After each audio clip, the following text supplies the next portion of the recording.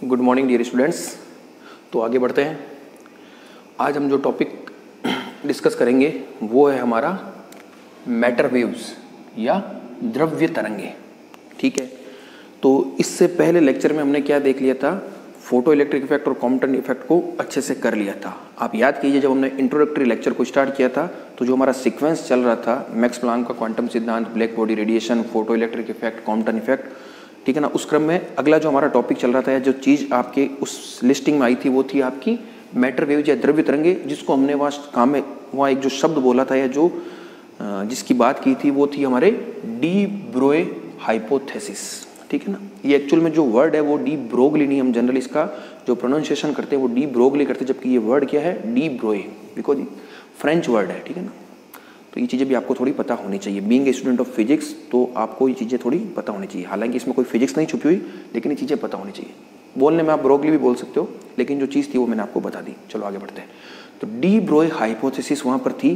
तो चाहे आप मैटर वेव्स की बात कीजिए, चाहे डी ब्रोए हाइपोथेसिस कहिए, या इसको आप ऐसा कह सकते हो wave aspect of A particle. तो अब मैं आपको एक चीज़ बताना चाह रहा हूँ। इससे पहले हमने एक जो चीज़ पढ़ी थी वो पढ़ी थी ड्यूअल नेचर ऑफ लाइट। याद कीजिए आप, ड्यूअल नेचर ऑफ लाइट। वो क्या थी, वो क्या कह रही थी, वो कह रही थी कि जो लाइट है आपका, या इसको आप और मोर ब्रॉड एस्पेक्ट में समझना चाहो तो आप कह सकते हैं रेडिएशन। जो रेडिएशन है वह तरंगीय प्रकृति के साथ साथ कणीय प्रकृति भी दर्शाती है। और हमने देखा था कि खूब सारे ऐसे एक्सपेरिमेंट या ऐसी फिनोमिना या ऐसी घटनाएं थी जिनको आप लाइट को तरंग प्रकृति मान करके एक्सप्लेन कर पा रहे थे, जिनमें आपका क्या था, व्यतिकरण, विवर्तन, ध्रुवण आदि थे। और कुछ ऐसी घटनाएं थी, और वो घटनाएं बेसिकली आपको कब मिलेगी, जब आपका क्वांटम मैकेनिक्स का इवोल्यूशन होगा 20th सेंचुरी के आरंभ में, 1900 के बाद। तब जैसे फोटो इलेक्ट्रिक इफेक्ट आएगा, ठीक है ना, और एटॉमिक रियलम की आप बात करोगे, जब आप एटम के अंदर जाकर के घटनाओं को या जो चीज़ें घट रही उनको समझाने का प्रयास करोगे, फिर आगे कॉम्पटन इफेक्ट आएगा। तो वो घटनाएं आप लाइट या रेडिएशन को केवल वेव मान करके नहीं समझा पा रहे थे तब। और उससे पहले चूंकि मैक्स प्लैंक का क्वांटम सिद्धांत आ चुका था, जिसमें उन्होंने बताया था कि जो रेडिएशन है, रेडिएशन क्या है, उसका पार्टिकल कैरेक्टर भी होता है। और उन्होंने बताया था कि कोई भी जो रेडिएशन है वो आप क्या कह सकते हो, एनर्जी क्वांटा, जिसको आपने कहा था फोटोनों से मिलकर के बनी है। उन्होंने फोटोन की बात नहीं की, उन्होंने क्वांटम और क्वांटा वर्ड काम में लिया था। ठीक है ना, तो वो जो कण था, जिन कणों से मिलकर के बनी, उनको क्वांटम नाम दिया गया। और हर क्वांटम की जो ऊर्जा थी उसको कहा गया था E = h न्यू। ठीक है ना, न्यू बेसिकली किसकी प्रॉपर्टी है, वेव की है, यानी रेडिएशन की प्रॉपर्टी है। और वो जो एनर्जी आप लिख रहे हो किसी पार्टिकल की लिख रहे हो। तो वहां पर वो बात चली थी। और फिर उसी मैक्स प्लैंक के क्वांटम सिद्धांत का उपयोग आइंस्टीन ने फोटो इलेक्ट्रिक इफेक्ट को एक्सप्लेन करने में, और कॉम्पटन ने भी अपने जो कॉम्पटन स्कैटरिंग थी उसको एक्सप्लेन करने में प्रयुक्त किया था। और फिर ये चीज एक्सपेरिमेंटली वेरीफाई भी हो गई थी कि light has also particle character. ठीक है, तो उसको आप क्या कह रहे थे, ड्यूअल नेचर ऑफ लाइट। तो इसमें आप एक चीज नोट कीजिए, थोड़ा अच्छा इंटरेस्टिंग टॉपिक है, वेरी इंपॉर्टेंट है आपके बीएससी के हिसाब से भी, और कॉम्पिटिशन एग्जाम में भी ये वेरी इंपॉर्टेंट है। तो कुछ चीजें उसको नोट कीजिए आप। मैं ये लिख रहा हूं, as we know that, short में लिख रहा हूं मैं, photoelectric effect, Compton effect, मैं जो बोल रहा हूं आप इसको पूरा लिखते रहना। Black body radiation proves that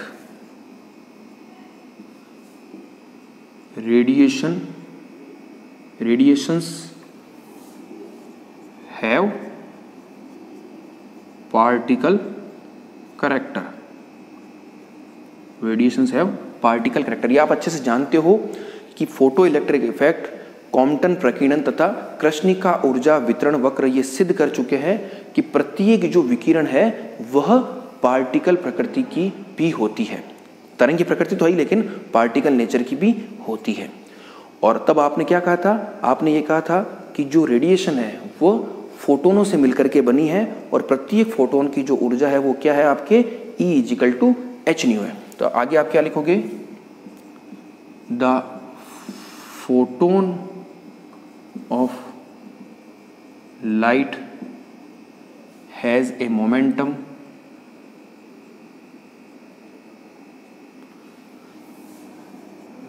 which is given by, आपको पता है फोटोन है, फोटोन क्या है, कण है, तो उसका क्या होगा, संवेग होगा या मोमेंटम होगा। तो उसके मोमेंटम को आप कैसे लिख सकते हो, ये आप पढ़ चुके हो, P = E/c, ये आप अच्छे से जानते हो। तो आप क्या लिखोगे, प्रकाश या विकिरण का फोटोन जिसका संवेग निम्न प्रकार लिखा जा सकता है, P = E/c, और हम क्या जानते हैं, E = hν and new = c/λ, ये सब आप जानते हो, ये मैक्स प्लांक के क्वांटम सिद्धांत से, ये बेसिक डेफिनेशन है। तो जब इन दोनों का आप यूज करोगे तो आप P को क्या लिख दोगे, ये आप देखो hν, और ये न्यू, ये c हो गया h c/λ, ये c से c कैंसिल, तो h/λ। तो आपकी एक्सप्रेशन क्या आ गया, P = h/λ, और ये किसके लिए, फॉर ए फोटोन। अब देखो यहाँ कन्फ्यूजन नहीं होना चाहिए, आप कोई भी तरह का मिसकंसेप्शन नहीं होना चाहिए। क्या है, मैं अभी समझाता हूँ। ये एक्सप्रेशन अभी हमने कोई डी ब्रोगली हाइपोथेसिस या द्रव्य तरंगों की बात नहीं, अभी तो हम जो चीज जान रहे हैं ड्यूअल नेचर ऑफ लाइट, उससे हम एक निष्कर्ष पर आए हैं, P = h/λ for a photon. और यहाँ से आपको क्या चीज दिखाई दे रही है, इस चीज को आप बड़े ध्यान से समझिएगा। तरंग होती है तो उसकी बेसिक प्रॉपर्टी क्या होती है, उसका तरंग दैर्ध्य है, तरंग दैर्ध्य यानी लैम्डा। और जो कण होता है उसकी बेसिक प्रॉपर्टी होती है उसका संवेग। संवेग क्या एक तरह से पार्टिकल या कण की या किसी भी पदार्थ की एक बेसिक प्रॉपर्टी है, तो ये रहा संवेग। तो एक तरह से देखा जाए तो इस रिलेशन से आपको अपना पता चल रहा है कि कण और तरंग दोनों आपस में क्या है, जुड़े हुए हैं। तो यहाँ से आप सीधा ही कह सकते हो कि जिस प्रकार से विकिरण की आपके तरंगी प्रकृति के साथ साथ कणीय प्रकृति होती है, वैसे ही प्रत्येक पदार्थ या कण की कणीय प्रकृति के साथ साथ तरंगी प्रकृति होती है। लेकिन अभी वो चीज स्टेटमेंट यहाँ आपको उतना अच्छा समझ में नहीं आएगा। अभी तो हमने क्या लिखा है कि P = h/λ for a photon. अब आप इस चीज को थोड़ा ध्यान से सुनिए। जब ये डी ब्रोई हाइपोथेसिस दी जा रही थी तो उसके पीछे की हिस्ट्री को थोड़ा आप समझिए। डी ब्रोई एक्चुअल में फ्रेंच साइंटिस्ट थे, फिजिसिस्ट थे, और ये दो भाई थे। जो मेन फिजिसिस्ट थे उन्होंने ये हाइपोथेसिस नहीं दी थी, जो उनके भाई थे उन्होंने ये हाइपोथेसिस दे दी। तो बड़ा एक इंटरेस्टिंग इसमें आपको किस्सा सुनने को मिलता है। जनरली जब डी ब्रोई अपना रिसर्च वर्क करते रहते थे या जब भी पढ़ करके या कुछ काम सीख करके आते थे तो अपने सारे रिसर्च वगैरह अपने भाई को बताते थे। तो आपको पता है 1923 के आसपास कॉम्पटन इफेक्ट आ गया था और उससे पहले फोटो इलेक्ट्रिक इफेक्ट भी था। तो ये चीज़ प्रूफ लगभग हो गई थी कि जो रेडिएशन है वो आपके वेव करेक्टर के साथ साथ पार्टिकल करेक्टर भी शो करती है।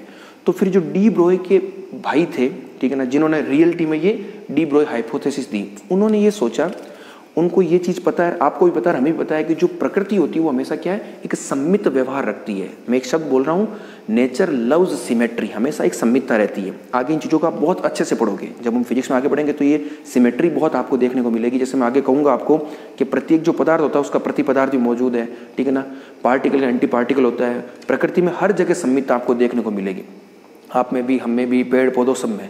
तो उनको ये चीज़ ऐसी पता थी कि नेचर लव सिमेट्री। तब उन्होंने ये सोचा कि यदि कोई विकिरण तरंगी प्रकृति के साथ साथ कणीय प्रकृति दर्शा रही है तो निश्चित रूप से जो क्या कह सकते हो आप पार्टिकल है वह भी कणीय प्रकृति के साथ साथ तरंगी प्रकृति दर्शाना चाहिए, ये उन्होंने सोचा था। तो आगे आप क्या लिखोगे, इस चीज़ को मैं लिख देता हूँ। और देखिए, उस चीज़ को समझने से पहले आप एक चीज़ ये भी समझिए कि जो आपकी प्रकृति है एक तरह से ब्रह्मांड, वो मेनली दो ही तो चीज़ों से मिलकर के बना है। एक आपके किससे बना है, एनर्जी। एनर्जी का मतलब क्या हो जाएगा आपका रेडिएशन, क्योंकि रेडिएशन है तो उसकी एनर्जी होती है। और दूसरा मास या मैटर या पदार्थ, और कोई भी पदार्थ है उसका क्या होगा, द्रव्यमान। तो बेसिकली आपका पूरे ब्रह्मांड में दो ही चीज़ें है, मास और एनर्जी। और आप जानते भी आइंस्टीन के रिलेशन से E = mc², सब कुछ इसी पर सारा खेल टिका हुआ है पूरा ब्रह्मांड का। Mass is converted into energy, energy converted into mass. E = mc² is a very basic formula, ठीक है। तो everything in the nature is made up of radiations and energy.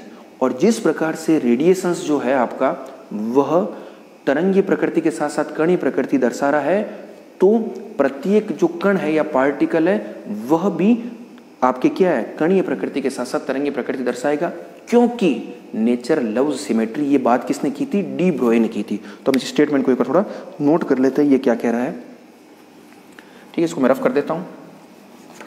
तो उन्होंने क्या बताया, आप हिंदी इंग्लिश कर लेना थोड़ा, ठीक है ना, क्योंकि नोट्स अब देखो जिस लैंग्वेज में बनते हैं उसी में बता रहा हूँ, लेकिन मैं हिंदी पूरी इसकी बता रहा हूँ, आप इसको नोट कीजिए, ठीक है ना। तो देखिए, डी ब्रोई कह रहे थे कि everything in the nature is made up of radiations and mass. Mass यानी मास को आप एनर्जी, मास आपके मैटर से और रेडिएशन एनर्जी से रिलेटेड है मास, ठीक है ना। तो everything in the nature is made up of radiations and मास, ठीक है। So if waves so particle character then particle should also shows wave character, अर्थात, और ऐसा क्यों कहा? बिकॉज नेचर लव्स सिमेट्री, ठीक है। तो डी ब्रोई ये सोच रहे थे, अभी हम क्या है देखो सीधा नहीं लिखेंगे, हम जो चीजें घट रही उनको समझते थोड़ा। डी ब्रोई ने ये सोचा कि जो प्रकृति है, प्रकृति बेसिकली दो ही चीजों से मिलकर के बनी है। Everything in the nature is made up of, प्रकृति में आप जो है वो या तो विकिरण, या तो क्या विकिरण और द्रव्यमान, इनसे ही मिलकर के बनी है। और इसलिए यदि तरंग जो है वो कणीय प्रकृति दर्शाती है तो निश्चित रूप से कण भी क्या होगा, तरंगीय प्रकृति दर्शाना चाहिए, क्योंकि प्रकृति जो है वो सममितता में विश्वास रखती है। Nature loves symmetry. तो उन्होंने ये चीज सोची, और जब सोची तब उन्होंने कहा कि जो फॉर्मूला आप, इससे पहले हमने एक फॉर्मूला लिखा था P = h/λ, ये लिखा था हमने फॉर ए फोटोन के लिए।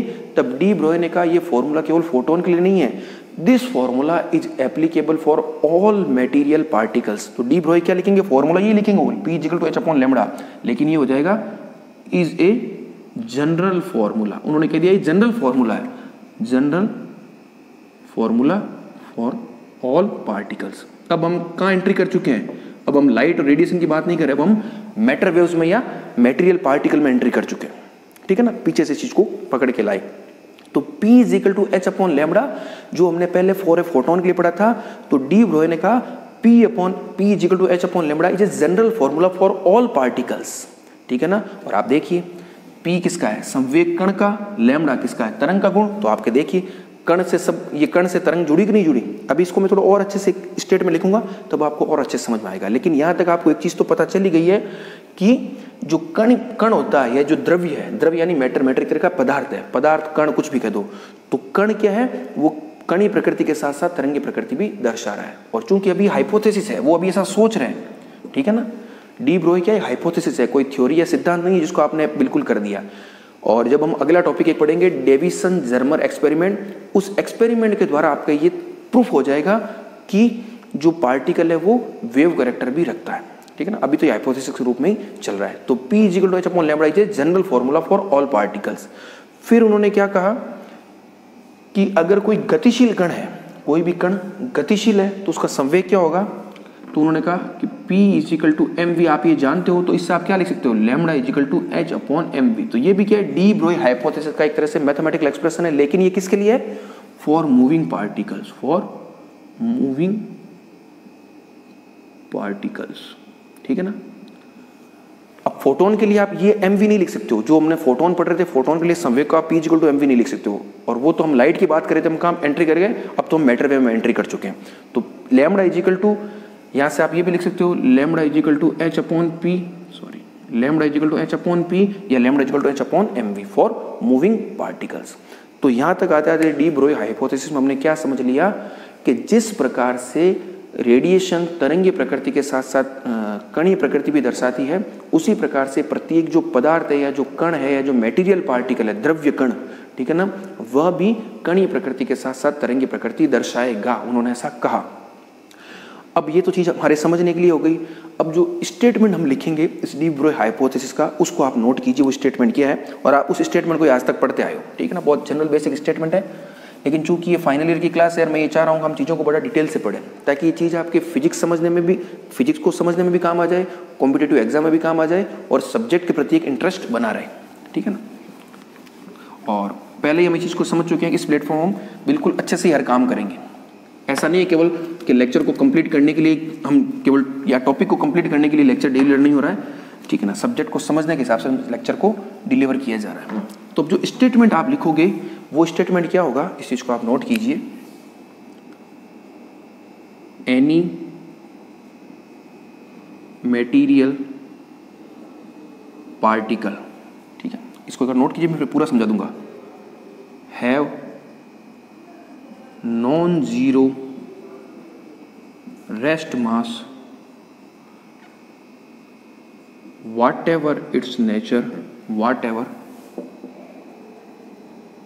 its nature in motion is equivalent to a wave and its wavelength is given by lambda is equal to h upon p। मैं इसको पूरा हिंदी में बता देता हूँ, कोई दिक्कत नहीं है, आप नोट कीजिए, बिल्कुल आराम से सुन लीजिए और नोट कर लीजिए। प्रत्येक द्रव्य कण, मेटेरियल पार्टिकल नहीं, द्रव्य कण या द्रव्य पदार्थ जिसका विराम द्रव्यमान शून्य नहीं हो, ठीक है ना, उसकी प्रकृति चाहे कैसी भी हो, यदि वह गति में है, मोशन में है, तो वह एक तरंग के समरूप होगा जिसकी तरंग दैर्ध्य को निम्न प्रकार लिखा जा सकता है, ठीक है ना। तो वापस बोल लीजिए, प्रत्येक द्रव्य कण जिसका विराम द्रव्यमान शून्य नहीं है, उसकी प्रकृति चाहे कैसी भी हो, यदि वह गति अवस्था में है या गतिशील अवस्था में है, तो वह एक तरंग के समरूप होगा जिसकी तरंग दैर्ध्य को निम्न प्रकार लिखा जा सकता है, ठीक है ना। तो इसका एक स्टेटमेंट ये भी होता है। एक स्टेटमेंट आप जनरली 10+2 क्लास में यानी 12th क्लास में, इससे पहले भी कहीं आपने अगर इस टॉपिक को पढ़ा है तो वहाँ आप ऐसा सुनते हो, इस चीज़ को ध्यान से सुनना, आप ये सुनते हो कि किसी कण की जो तरंग है, एक मिनट वापस बोलता हूँ, किसी कण से संबद्ध तरंग की तरंग दैर्ध्य उसके संवेग के व्युत्क्रमानुपाती होती है। तो ये स्टेटमेंट भी आप सुनते हो, इसको भी मैं लिख देता हूँ। एग्जाम में आप इस चीज़ को भी काम में ले सकते हो। ये स्टेटमेंट भी क्या है, डी ब्रोई हाइपोथेसिस का है, जो आप हमेशा पढ़ते आए हो, उसको भी मैं यहाँ लिख देता हूँ। आप क्या पढ़ते आए हो,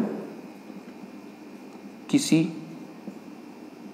कण से, ये सब एक ही चीजें हैं, बस सिर्फ इंटरप्रिटेशन का तरीका अलग है, चीज वही है, बस उसको मैं अलग अलग शब्दों में अलग अलग भाषाओं में समझा रहा हूँ। और ये जरूरी भी है, क्योंकि जितने ज्यादा तरीके से आप किसी चीज को इंटरप्रेट करोगे उतना ही आपके वो टॉपिक समझने के हिसाब से अच्छा रहेगा। तो इसको नोट कीजिए, किसी कण से संबद्ध तरंग की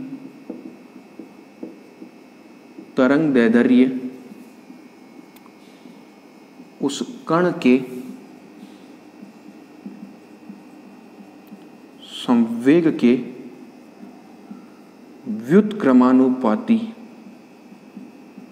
व्युत्क्रमानुपाती होती है। अर्थात lambda is inversely proportional to P, और जब ये इनवर्सली, ये प्रोपोर्शनलिटी का साइन हटेगा तो एक कांस्टेंट आएगा जो होगा आपका h, तो lambda is equal to h upon p। तो ये स्टेटमेंट भी सही है। किसी, आप ये लिख सकते हो आराम से, किसी कण से संबद्ध तरंग की तरंग दैर्ध्य उस कण के संवेग के व्युत्क्रमानुपाती होती है, तो ये हो जाएगा। अब इस चीज को आप समझिए, मैंने शब्द क्या काम में लिया है, ठीक है ना। इसको आप इंग्लिश में भी लिख सकते हो, द वेवलेंथ या the wave associated with A material particle. इसको आप ऐसा नोट कर लीजिए, the wavelength of A wave which is associated with a material particle is inversely proportional to its momentum। तो अब देखिए, इसको आप समझिए, मैंने क्या लिखा है, कण से संबद्ध तरंग की तरंग दैर्ध्य। ये बहुत इंपॉर्टेंट वर्ड है। संबद्ध का मतलब होता है एसोसिएट, यानी जैसे मान लो आप ये चीज समझ गए, डी ब्रोई हाइपोथेसिस क्या कहती है कि जैसे ये पेन है, ये क्या है, एक मेटीरियल पार्टिकल है, तो इस मेटीरियल पार्टिकल की बेसिक नेचर क्या है, पार्टिकल कैरेक्टर है, लेकिन इस पार्टिकल से या इस पेन से एक तरंग भी जुड़ी हुई है जिसको हम क्या कहते हैं, डी ब्रोई वेवलेंथ कहते हैं, ठीक है ना। तो वो क्या, इससे संबद्ध है। इस संबद्ध वर्ड का अर्थ समझना आप क्या है, जैसे मान लो ये पेन गति में है, तो ये गति में है, तो इससे जो तरंग जुड़ी हुई है वो ऐसा नहीं है तरंग इसको छोड़ करके अलग हो जाएगी। इस संबद्ध का मतलब क्या है, वो तरंग भी क्या होगी, इससे जुड़ी हुई रहेगी। ये बहुत इंपॉर्टेंट कॉन्सेप्ट है। अभी थोड़ी देर बाद जो आगे कुछ 2-3-4 लेक्चर के बाद आपके टॉपिक आएगा, ग्रुप और फेज वेलोसिटी, ठीक है ना, कला वेग और समूह वेग। जिसको आपने शायद फर्स्ट ईयर में पढ़ा भी है, लेकिन वहाँ हो सकता है आपने उसको अच्छे से नहीं समझा होगा, लेकिन अभी अच्छे से समझ में आएगा। तब आपको हर चीज़ विजुअलाइज होगी, आपको देखने को मिलेगी, तब आपको चीज़ें और अच्छे से क्लियर होगी। तो इस शब्द का क्या अर्थ है कि जो तरंग है किसी कण से, जो कण की जो तरंग की प्रकृति है, जो कण से संबद्ध तरंग है, वो उसके साथ ही जुड़ी रहती है। ऐसा नहीं इसको छोड़ के अलग हो जाएगी। कण चलेगा तो उसके साथ ही वो तरंग रहेगी। तो इस कण से संबद्ध की जो तरंग दैर्ध्य है वो उसके संवेग के, जिसका इसका संवेग होगा कुछ ना कुछ, अगर गति में तो उसके संवेग की क्या होगी, व्युत्क्रमणानुपाती होगी। तो ये सारी चीजें एक ही है, बेसिक इसेंस आप सिर्फ इतना ध्यान रखिए कि जिस प्रकार से रेडिएशन जो है वो ड्यूअल नेचर शो करती है, उसी प्रकार से प्रत्येक जो मैटर है या द्रव्य पदार्थ है या जो पार्टिकल है वो भी ड्यूअल नेचर शो करता है। लेकिन उसके ड्यूअल नेचर का अर्थ क्या होता है कि पार्टिकल, बेसिक नेचर उसकी पार्टिकल, लेकिन वो पार्टिकल के साथ साथ वेव कैरेक्टर भी शो कर रहा है। बस ये सारा जो मैंने इतना लंबा चौड़ा लेक्चर दिया है उसका सारांश सिर्फ इतना ही है। तब आप पूछोगे कि भाई जैसे मैंने कह दिया मेरे साथ भी एक तरंग जुड़ी हुई है, इस पेन के साथ भी है, आपके साथ भी, इस बोर्ड के साथ भी, हर चीज़ के साथ तरंग है, तो फिर वो आपको ऑब्जर्व क्यों नहीं होती है? तो उसका एक बहुत बड़ा कारण है, जुड़ी हुई तो निश्चित रूप से, लेकिन वो ऑब्जर्व आपको नहीं होती डेली लाइफ में। क्यों नहीं होती? अब आप एक चीज़ को समझिए। हम एक सिंपल सा एग्जाम्पल लेते हैं। जैसे मान लो आपके पास कोई भी एक पदार्थ है जिसका, मान लो आप क्या कह रहा हूँ मैं, उसका वजन मान लो 1 kg है, उसका द्रव्यमान क्या है 1 kg है, उसका मास क्या है 1 kg द्रव्यमान। और मान लो वो किसी न किसी वेग से चल रहा है, सपोज करो मैंने कह दिया वो चल रहा है 1 मीटर पर सेकंड वेग से, ठीक है। तो अब द्रव्यमान है तो उससे क्या होगी, एक तरंग संबद्ध होगी। तो उस तरंग की हम तरंग दैर्ध्य निकालते हैं, कितनी आएगी, लैम्बडा इक्वल टू h/mv। आप जानते हो h का मान कितना होता है, h का मान होता है 6.62 × 10⁻⁻34 जूल सेकेंड। m आपका है 1 kg और ये है × 1, ठीक है। तो अब देखिए लैम्बडा का ऑर्डर क्या है, लैम्बडा का ऑर्डर है 10⁻⁻34। अब सोचिए कितना छोटा है। क्या इतनी सूक्ष्म या इतनी छोटी तरंग दैर्ध्य को ऑब्जर्व कर सकते हो? नहीं कर सकते। तो कहने का मतलब है 1 kg का जो द्रव्य पदार्थ है उससे तरंग तो संबद्ध है, लेकिन उसकी तरंग दैर्ध्य क्या है, बहुत कम है। तो यहाँ 2 शब्द काम में लूंगा, एक काम में लूंगा मैं स्थूल कण और एक लूंगा सूक्ष्म कण। शब्द क्या काम में ले रहा हूं मैं, इसको आप यहाँ देखिएगा, पेन चेंज कर लेता हूं। एक शब्द में काम में ले रहा हूं स्थूल कण या मैक्रो पार्टिकल, और एक काम में लेता हूं मैं सूक्ष्म कण या माइक्रो से भी और छोटे पार्टिकल होंगे जिसको हम कहेंगे सब एटॉमिक पार्टिकल, ठीक है ना। तो जो स्थूल कण होते हैं उनका द्रव्यमान बहुत ज्यादा होता है, तो द्रव्यमान जब ज्यादा होगा तो इसका मतलब क्या होगा, जब आप इसके डायमेंशन को चेक करोगे तो 10⁻⁻34 है h। तो द्रव्यमान जब ज्यादा होगा तो जो उस ज्यादा द्रव्यमान या स्थूल कण से संबद्ध तरंग होगी उसकी तरंग दैर्ध्य बहुत कम होगी, जिसको आप डेली लाइफ में मेजर नहीं कर सकते हो, ऑब्जर्व नहीं कर सकते हो। इसीलिए इस पेन से मुझसे जुड़ी हुई तरंग तो है, लेकिन उसको आप ऑब्जर्व नहीं कर पा रहे हो। लेकिन जब आप सूक्ष्म कणों में या सब एटॉमिक पार्टिकल, जैसे आप सपोज करो आपने बात कर ली इलेक्ट्रॉन की, तो इलेक्ट्रॉन का द्रव्यमान कितना होता है, 10⁻31 की कोटि का होता है। तो ये ऊपर जाएगा तो 10⁻³ मीटर, ठीक है ना। उसका वेग भी बहुत ज्यादा होता है, तो 10⁻³ 4 इस रेंज के आसपास आपको वेवलेंथ मिलेगी। तो कहने का मतलब है प्रत्येक पदार्थ के साथ तरंग तो संबद्ध है, लेकिन वह केवल आपको विजुअलाइज या ऑब्जर्व कहाँ होगी, जो सब एटॉमिक पार्टिकल है या ऐसे पदार्थ जिनका द्रव्यमान बहुत कम होता है उन पर ही आपको ऑब्जर्व होती है। तो इसको मैंने आपको ये भी समझा दिया कि ऑब्जर्व क्यों नहीं हो रही है डेली लाइफ में और कहाँ पर ये ऑब्जर्व होगी। तो ये हमारा एक मेन टॉपिक था, बिल्कुल छोटा सा टॉपिक था। अभी तो इसको हम डिटेल में आगे देखेंगे, लेकिन मैंने आपको उसके थ्योरेटिकल एस्पेक्ट को अच्छे से समझा दिया। अब हम क्या करेंगे, इस टॉपिक से रिलेटेड कुछ मैथमेटिकल एक्सप्रेशन है उनको भी हम यहाँ नोट करेंगे और फिर उससे जुड़े हुए कुछ न्यूमेरिकल्स को भी करेंगे। तो वो हम नेक्स्ट लेक्चर में करेंगे, लेक्चर बड़ा नहीं हो जाए। तो इस लेक्चर में आपने सिंपली एक चीज समझने, वापस बता देता हूँ, ड्यूअल नेचर ऑफ मैटर को आपने समझा है। पहले आप समझ रहे थे ड्यूअल नेचर ऑफ लाइट, अब आपने समझा है ड्यूअल नेचर ऑफ मैटर। इसको भी आप नोट कर लीजिए, ड्यूअल नेचर ऑफ मैटर, द्रव्य की द्वैत प्रकृति, ठीक है ना, द्रव्य की द्वैत प्रकृति। ये पूरा डी ब्रोए हाइपोथेसिस है। तो इस लेक्चर को मैं यही समाप्त करता हूँ। नेक्स्ट लेक्चर में हम इसके मैथमेटिकल एस्पेक्ट को आगे बढ़ाएंगे। Thank you.